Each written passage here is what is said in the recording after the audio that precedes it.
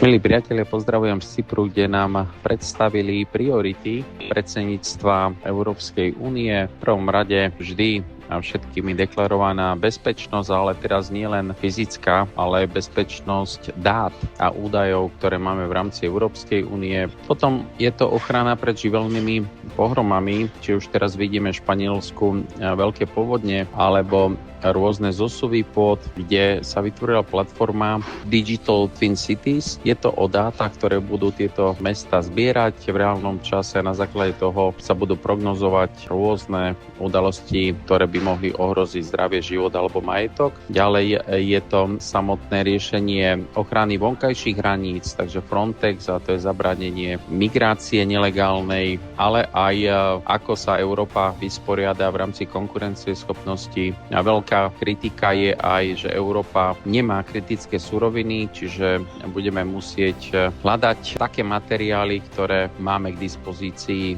v rámci únie. No ešte samozrejme ďalšie iné priority a pre nás mesta a obce a samosprávy je dôležité budúce programové obdobie a nastavenie kohéznej politiky, čiže tie bohatšie krajiny prispievajú na rozvoj tým chudobnejším a Slovensko patrí k tým chudobnejším krajinám. To znamená, do budúceho obdobia by sme mali byť stále čistí príjemcovia podpory a tieto zdroje nám slúžia nielen na rozvoj infraštruktúry, ciest, chodníkov, revitalizáciu vnútroblokov, parkov, ale aj na využitie týchto zdrojov v rámci digitalizácie. Pozdravujem ešte raz z Cypru, odlietam už späť, prajem vám pekný zvyšok dňa.